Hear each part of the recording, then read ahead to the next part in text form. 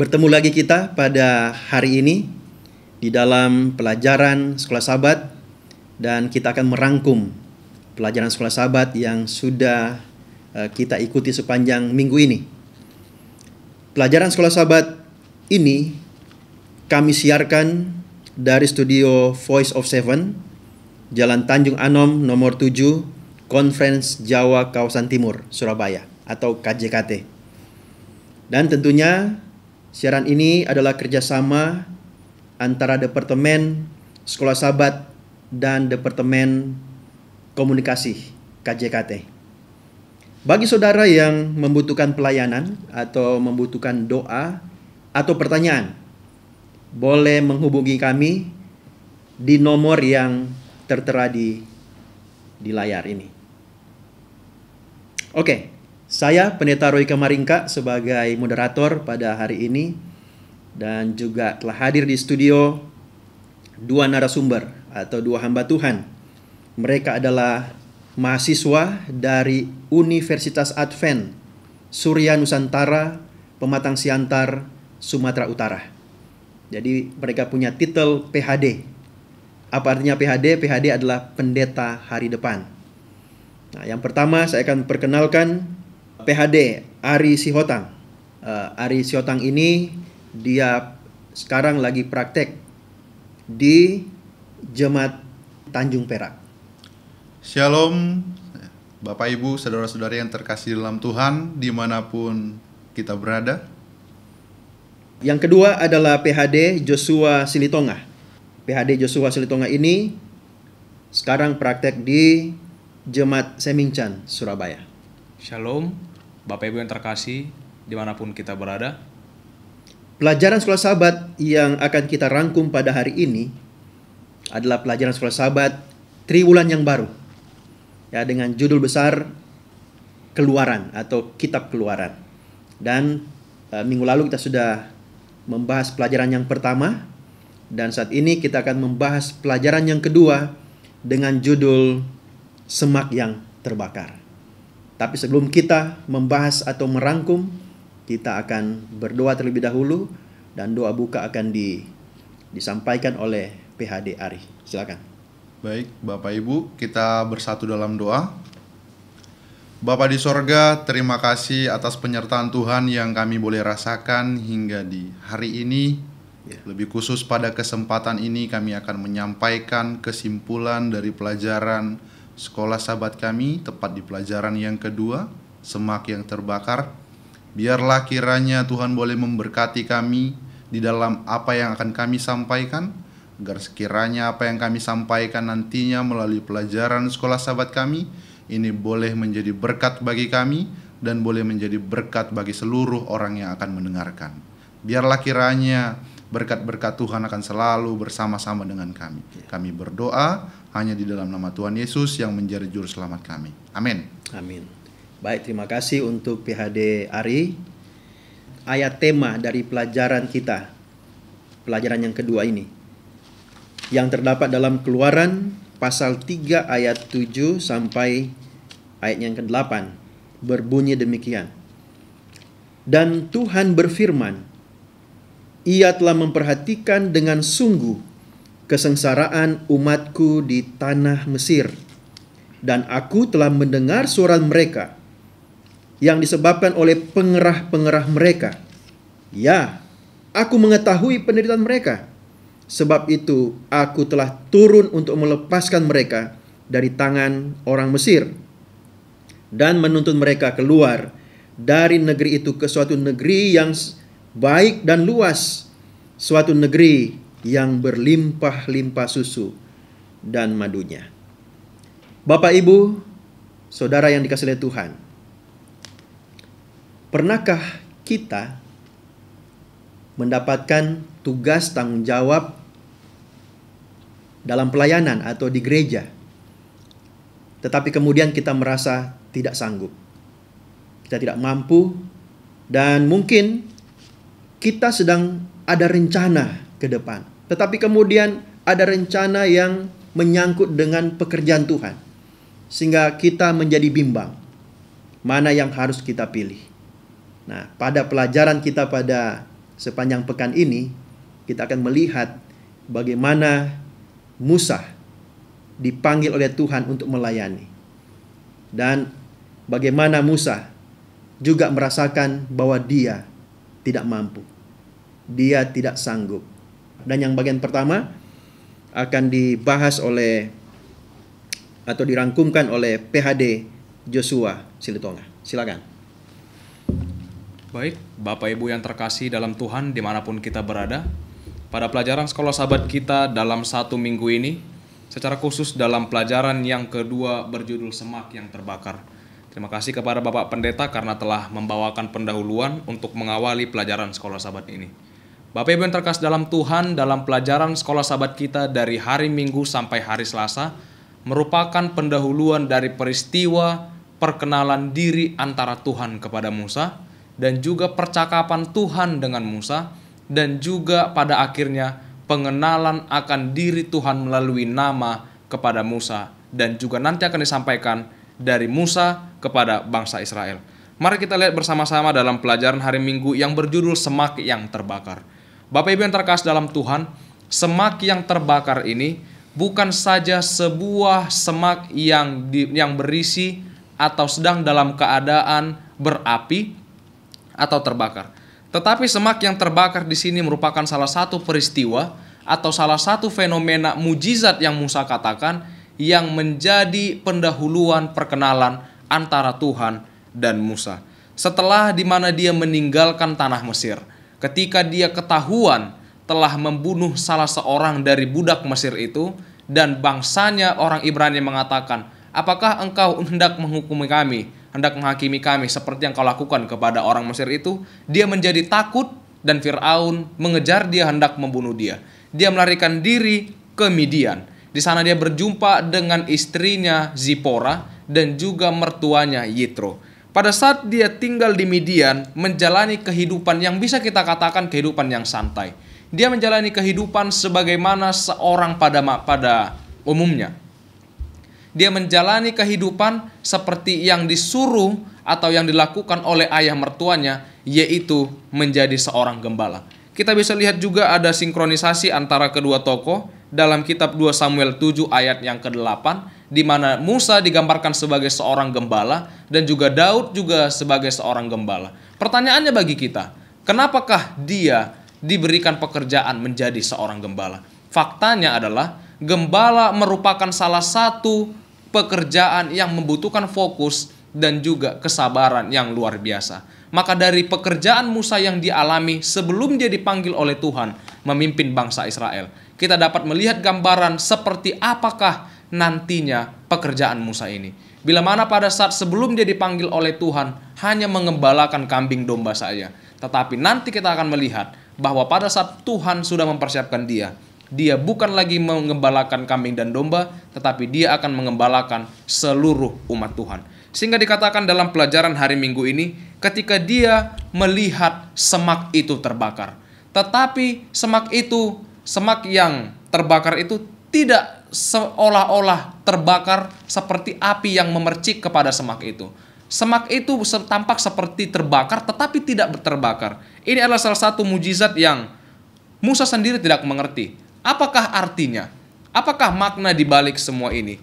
Tetapi kita bisa lihat bahwa Tuhan memperkenalkan dirinya dari peristiwa ini. Aku adalah Allah Abraham, aku adalah Allah Ishak dan Allah Yakub. Dan Tuhan memiliki janji kepada dia bahwa dia akan melindungi dirinya dan juga umat-umatnya. Tuhan memberikan satu tanggung jawab, satu tugas yang sangat besar kepada Musa. Dia juga diberikan satu wewenang dan juga satu keistimewaan di antara para nabi-nabi lainnya. Dia menulis beberapa buku, yaitu buku Taurat dan juga dikatakan di sini kitab Ayub juga dia tulis pada saat perjalanannya itu. Lalu pada saat setelah dia bertemu dengan Tuhan melalui semak belukar, Bapak Ibu yang terkasih dalam Tuhan, dikatakan dalam kitab Keluaran 3 ayat yang kedua, yang bertemu dengan Musa di situ digambarkan seperti malaikat Tuhan. Pertanyaannya bagi kita, apakah malaikat Tuhan di sini adalah memang benar seperti sebagaimana yang kita kenal seorang malaikat yang memiliki sayap ataukah ciptaan? Ternyata dikatakan di sini bahwa malaikat Tuhan itu adalah penggambaran dari Yesus Kristus itu sendiri. Di mana buktinya kita bisa lihat? Kita boleh baca dalam kitab Maleakhi pasal yang ketiga, ayat yang pertama. Dan banyak sekali contoh-contoh yang menggambarkan di mana Tuhan menampakkan dirinya kepada manusia. Ditulis di situ malaikat Tuhan. Dalam bahasa aslinya dikatakan malak, tergantung pada konteksnya. Apakah malaikat ini ditafsirkan sebagai sosok ilahi atau memang sosok malaikat? Tetapi dalam peristiwa Musa dan juga penampakan Allah itu sendiri dari semak yang terbakar itu adalah sosok ilahi yang mengindikasikan bahwa yang bertemu dengan Musa pada saat itu adalah Yesus Kristus itu sendiri. Ketika Tuhan menyatakan diri kepada Musa melalui semak yang terbakar, Dia mengatakan kepada Musa bahwa aku telah mendengar penderitaan dan jeritan umatku itu. Allah begitu mengasihi umat-umatnya sehingga Dia melabeli umat-umat Tuhan, bangsa Israel itu, dengan umatku. Hal ini mengindikasikan kepada kita bahwa Allah mengasihi bangsa Israel itu. Ketika bangsa Israel itu mengalami penderitaan yang amat sangat besar, Tuhan mendengarkan penderitaan mereka. Tetapi ketika Tuhan memberikan satu pekerjaan kepada Musa, dia bertanya, Tuhan, kenapakah harus aku? Dia seolah tidak yakin akan dirinya. Di dalam hati Musa dikatakan dalam pelajaran sekolah sahabat ini, kita melihat dan indikasi karakternya, kerendahan hati dan perasaannya bahwa dia tidak layak untuk melakukan tugas yang berat ini. Tetapi sekali lagi, Tuhan mengatakan bahwa Dia akan menyertai Musa. Dan memang pada akhirnya perjalanan Musa berakhir dengan sangat baik dan Tuhan memang benar-benar melindungi dia. Lalu setelah Tuhan memperkenalkan diri dan ada dialog bahwa engkau harus membawa kembali umat-umatku dari tanah perbudakan, dari tanah Mesir ke tanah yang sudah kujanjikan itu kepada nenek moyangmu. Musa berkata kepada Tuhan, bila mana mereka bertanya kepadaku, siapakah nama Tuhan itu? Bapak Ibu yang terkasih dalam Tuhan, di dalam kitab Keluaran 3 ayat 13 sampai ke 22, di sana ada dialog antara Tuhan dan juga Musa. Tuhan memperkenalkan dirinya, Allah memperkenalkan dirinya kepada Musa, bila mana dalam bahasa Ibrani dikatakan Ehye Asher Ehye, yang secara harafiah berarti aku akan menjadi, siapa aku akan menjadi. Tapi kalau kita temukan dalam terjemahan bahasa Indonesia, secara khusus dalam Alkitab yang kita miliki sekarang ini, dikatakan di sana aku adalah aku. Hal ini masih kurang pas karena bila mana kita merujuk kepada dalam bahasa aslinya, ini adalah terjemahan yang lebih tepat. Maka artinya, apakah artinya aku akan menjadi? Aku akan menjadi. Apakah artinya? Kata akan menjadi ini, kata ehye ini adalah bersamamu, yang mengindikasikan kepada Musa bahwa Tuhan akan senantiasa menaungi perjalanan Musa. Bukan hanya semata-mata Tuhan memperkenalkan dirinya. Ketika Musa bertanya kepada Tuhan, Tuhan, siapakah namamu? Oh, namaku ini. Tuhan tidak bermaksud untuk mengatakan hal itu saja. Tetapi di balik dia menyatakan namanya itu Ehye Asher Ehye, aku akan bersamamu. Tuhan menyatakan karakter dirinya melalui namanya. Dia menyatakan dirinya bahwa dia akan senantiasa menyertai bangsa Israel. Kapanpun dan dimanapun, baik dalam keadaan mereka senang ataupun susah. Tetapi dalam peristiwa ini, bangsa Israel memang benar-benar membutuhkan sosok Tuhan. Sehingga pada saat mereka membutuhkan Tuhan, Tuhan menyatakan dirinya dan memberikan janji bahwa aku akan bersamamu. Lalu nama yang kedua dikatakan di sana ada dalam bentuk YHWH atau yang biasa kita sebut sekarang ini Yahweh ataupun Yehuwa. Yang maknanya di sini adalah Allah itu sendiri. Itu sama seperti yang terjadi jauh sebelum mungkin ayat ini ada. Dan juga kalau kita lihat dalam buku Kitab Perjanjian Lama, ada lebih dari 7.000 kata Yahweh di dalam buku Perjanjian Lama. Dan itu adalah Allah yang sama. Kalau dalam bahasa Inggris dikatakan the Lord, tetapi itu merujuk kepada bagian dari Elohim atau Allah itu sendiri. Lalu dikatakan lagi di sini bahwa nama Yahweh, nama Yehuwa dan juga Ehye Asher Ehye itu bukan hanya sekedar nama. Sekali lagi kita bisa lihat dalam pelajaran ini. Apakah nama yang Allah perkenalkan kepada bangsa Israel itu hanyalah ketika mereka kenal siapa Tuhan mereka? Maka Musa tinggal menjawab saja. Namanya adalah Ehye Asher Ehye. Namanya adalah Yehuwa atau Yahweh. Tetapi bukan hanya itu saja Bapak Ibu. Kita dapat melihat bahwa Dia juga menyatakan dirinya, yang dimana pada saat mereka menyebutkan nama Tuhan, Dia akan senantiasa bersama dengan mereka. Baik, terima kasih untuk PHD Joshua Silitonga. Pembahasan yang sangat menarik ya. Bagaimana ketika Tuhan memanggil umat-umatnya untuk melayani Dia, untuk membebaskan atau menolong orang lain, maka Tuhan akan menyertai. Tuhan akan memberikan kemampuan kepada mereka. Baik, saat ini kita akan mengikuti rangkuman yang kedua, pelajaran hari Rabu sampai hari Jumat yang akan dibawakan oleh PHD Ari Siota. Silakan.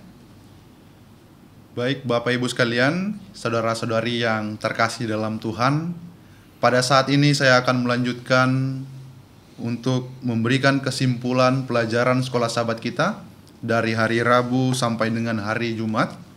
Dan pada hari Rabu, pada saat Musa telah mengenal Allah dan sudah berbicara dengan Tuhan, di situ juga Tuhan menginginkan dan bahkan mengatakan agar Musa menjadi satu utusan daripada Allah. Dan pada saat tanggung jawab ini diberikan kepada Musa, Musa kembali mencoba untuk menghindari dari tugas yang Allah minta. Yang artinya pada saat tanggung jawab ini diberikan kepada Musa, Musa berusaha memberikan alasan-alasan untuk menolak supaya dia tidak menjadi utusan daripada Allah. Yang menjadi pertanyaannya, apakah alasan-alasan Musa sehingga dia mencoba untuk menghindar dari tugas yang Allah minta daripadanya? Bapak Ibu saudara-saudari yang terkasih dalam Tuhan dimanapun kita berada, yang menjadi alasan pertama yang diungkapkan oleh Musa, dia tidak ingin pergi ke Mesir dan berhadapan dengan Firaun. Karena sebelumnya Musa pernah mencoba namun ia gagal. Dan menjadi alasan yang kedua, bangsanya sendiri tidak percaya dan tidak menerima dia sebagai pemimpin mereka. Itulah yang menjadi alasan kedua, mengapa Musa ingin menolak panggilan yang berasal daripada Allah ini. Lalu yang menjadi alasan yang ketiga, ia bertanya kepada Tuhan, bagaimana jika mereka tidak percaya kepadaku dan tidak mendengar perkataanku?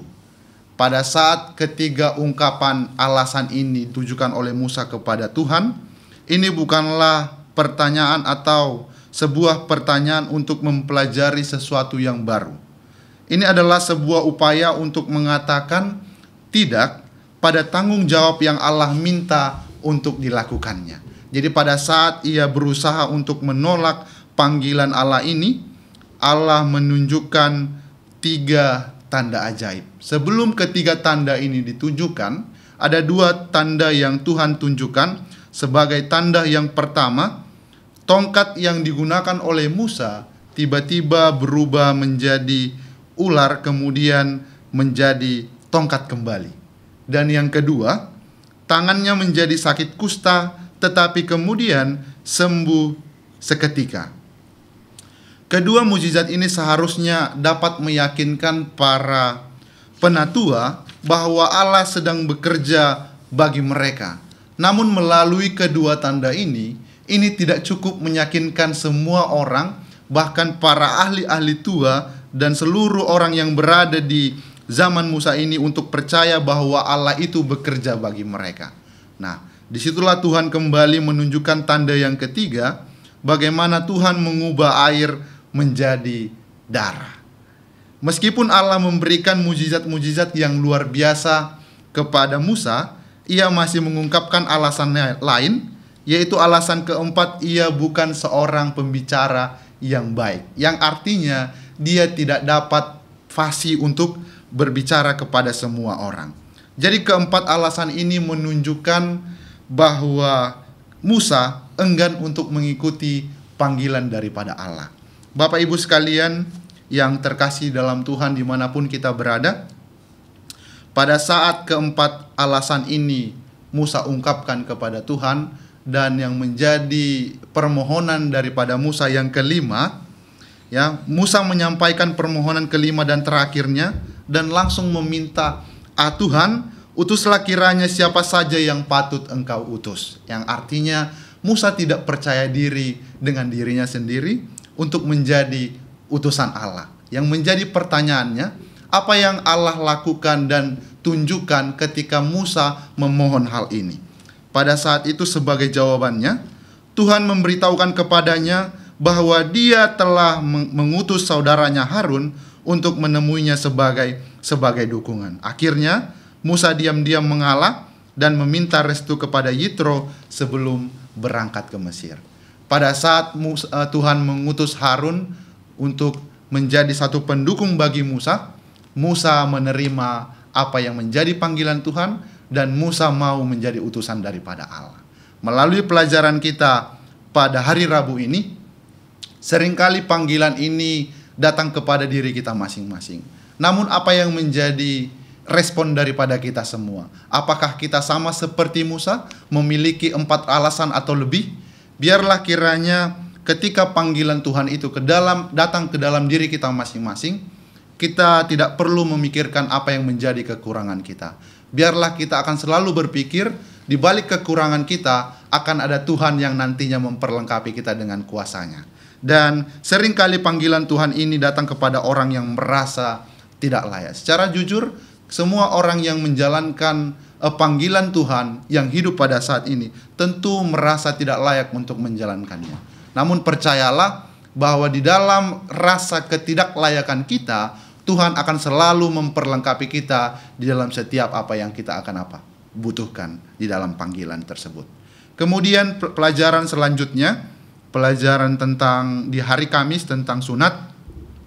Pada saat Musa meminta izin kepada mertuanya Yitro, Tuhan menegaskan panggilan kembali kepada Musa, dan Tuhan juga menegaskan ancaman kepada Firaun, dan ancaman tersebut adalah jika Firaun tidak membebaskan seluruh bangsa Israel dari masa perbudakannya, Tuhan akan membunuh putra sulung daripada Firaun. Dan pada saat Musa memulai perjalanannya kembali ke Mesir, Tuhan berikhtiar untuk membunuhnya. Dan secara konteks di dalam cerita ini, jelaslah bahwa masalahnya itu adalah tentang sunat. Putra bungsu dari Musa ini tidak disunat seperti yang dituntut oleh perjanjian daripada Abraham. Jadi sebagai seorang pemimpin, ia harus melihat dan bahkan menepati apa yang sudah menjadi perjanjiannya kepada Tuhan. Yang menjadi perjanjiannya kepada Tuhan ialah sunat, dan ini sudah dilakukan sejak daripada masa Abraham. Jadi jikalau tidak ada yang melakukan sunat maut terhadap putranya dari keturunan Abraham, Tuhan sendiri yang nantinya akan membunuhnya. Jadi pada saat Musa memimpin seluruh bangsa Israel, Musa juga harus menunjukkan ketundukan dan ketaatannya yang sempurna kepada Allah, agar ia memenuhi syarat untuk memimpin orang lain untuk taat. Bagaimana mungkin Musa bisa memimpin satu bangsa dan menunjukkan rasa ketaatan jikalau ia sendiri tidak taat dengan perintah daripada Tuhan? Ia melalaikan apa yang menjadi perjanjiannya kepada Tuhan. Dan kemudian pada saat Tuhan berikhtiar untuk membunuh Musa, istri daripada Musa, Zipora, langsung sigap dan mengetahui apa yang sebenarnya menjadi akar dari permasalahannya. Zipora adalah seorang wanita yang bertindak dan menyunat putranya untuk menyelamatkan nyawa suaminya. Dia menyentuh Musa dengan kulit katan yang berdarah, dan darah ini melambangkan penebusan, kehidupan, dan pemeteraian perjanjian. Melalui pelajaran sekolah sahabat kita pada hari Kamis ini, terkadang ketika kita sudah menjadi seorang pemimpin dan Tuhan percayakan untuk menjalankan sebuah panggilan atau sesuatu panggilan, biarlah kiranya kita akan selalu mengingat perjanjian kita dengan Tuhan. Biarlah kita tidak akan selalu melalaikan apa yang menjadi perjanjian kita kepada Tuhan. Dan ketika Tuhan sudah memanggil kita dan memperlengkapi kita dengan segala kekuasaannya dan bahkan kuasanya, biarlah rasa taat dan bahkan kesetiaan itu terhadap perintah-perintahnya itu kita akan selalu ingat. Dan pelajaran penting yang bisa kita petik kembali, jangan pernah gagal untuk melakukan apa yang kita tahu benar. Jadi kalau kita sudah tahu apa yang kita perbuat itu benar, teruslah lakukan. Tetap jalankan dan tetaplah lakukan di dalam apa? Di dalam apa yang Tuhan inginkan. Ia telah melalaikan untuk melaksanakan sunat bagi anaknya yang bungsu. Memang benar, setiap manusia itu memiliki kekurangan. Dan bahkan ketika juga Tuhan sudah memperlengkapi seseorang itu untuk menjalankan sebuah panggilan, pasti ada kekurangannya dan pasti ada yang dia akan lupakan. Jadi melalui pelajaran kita tepat di hari Kamis ini, biarlah kiranya ketika kita melakukan sebuah panggilan, ketika kita menjalankan sesuatu panggilan, kita tidak akan melalaikan apa yang sudah menjadi perjanjian kita dengan Tuhan. Dan kemudian di pelajaran di hari Jumat, tentu kita tahu sekarang bagaimana hasilnya, tetapi coba tempatkan diri Anda pada posisi Musa. Pada saat semak terbakar, dia telah melarikan diri dari Mesir untuk menyelamatkan diri. Sebuah generasi baru bangsa Ibrani telah muncul selama 40 tahun. Banyak diantaranya yang mungkin hanya mengetahui sedikit tentang Musa, atau bahkan mungkin apa yang mereka dengar tentang dia salah, disaring melalui cerita-cerita yang kelama-kelamaan terindustri. Namun sekarang dia dipanggil oleh Tuhan untuk memimpin orang-orang yang sama dari sebuah bangsa yang kuat. Melalui pelajaran daripada Musa, terkadang panggilan Tuhan itu sama seperti jalan yang sangat luas dan memiliki jalan yang berbeda-beda. Namun daripada itu kita akan belajar dan membantu kita menyadari bahwa melalui panggilan inilah sebenarnya kita dapat melakukan apa yang Tuhan inginkan melalui diri kita masing-masing. Mungkin itu saja kesimpulan yang bisa saya sampaikan. Baik, terima kasih untuk PHD Joshua. Untuk PHD Ari Siotang yang sudah merangkumkan pelajaran dari hari Rabu sampai hari Jumat. Jadi masing-masing kita punya panggilan. Kita punya panggilan yang tersendiri dan kita juga memiliki semak yang terbakar, di mana kita boleh bertemu dengan Tuhan, di mana ada panggilan di sana, dan mungkin saat ini kita merasa tidak mampu, sebagaimana Musa.